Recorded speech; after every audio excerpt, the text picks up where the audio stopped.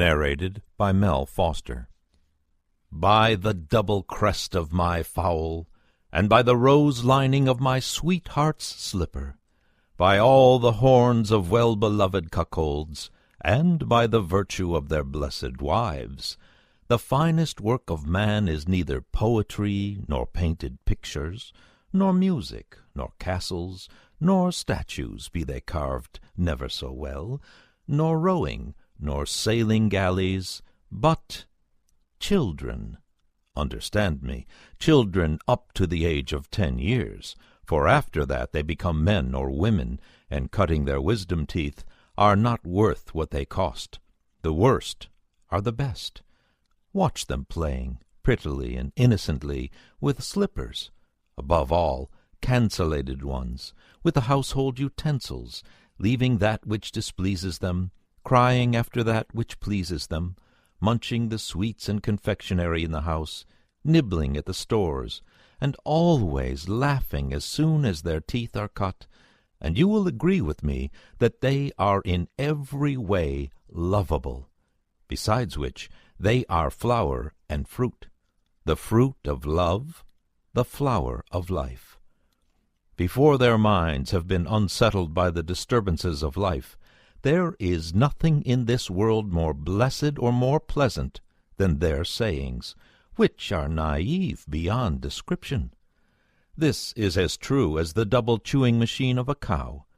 Do not expect a man to be innocent after the manner of children, because there is an, I know not what, ingredient of reason in the naivety of man, while the naivety of children is candid, immaculate, and has all the finesse of the mother, which is plainly proved in this tale.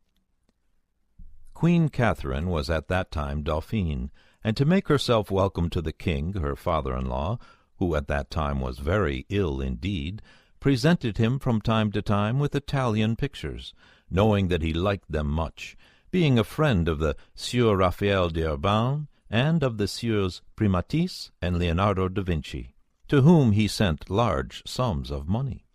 She obtained from her family, who had the pick of these works, because at that time the Duke of the Medicis governed Tuscany, a precious picture painted by a Venetian named Titian, artist to the Emperor Charles, and in very high flavor, in which there were portraits of Adam and Eve at the moment when God left them to wander about the terrestrial paradise, and were painted their full height in the costume of the period, in which it is difficult to make a mistake, because they were attired in their ignorance, and caparisoned with the divine grace which enveloped them, a difficult thing to execute on account of the color, but one in which the said Sieur Titian excelled. The picture was put into the room of the poor king, who was then ill with the disease of which he eventually died. It had a great success at the court of France, where everyone wished to see it, but no one was able to until after the king's death, since at his desire it was allowed to remain in his room as long as he lived. One day Madame Catherine took with her to the king's room her son Francis and little Margot, who began to talk at random, as children will. Now here, now there, these children had heard this picture of Adam and Eve spoken about, and had tormented their mother to take them there. Since the two little ones at times amused the old king, Madame the Dauphine consented to their request. "You wished to see Adam and Eve, who were our first parents. There they are," said she. Then she left them in great astonishment before Titian's picture, and seated herself by the bedside of the king, who delighted to watch the children. "Which of the two is Adam?"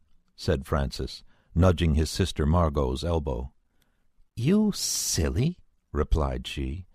"To know that, they would have to be dressed."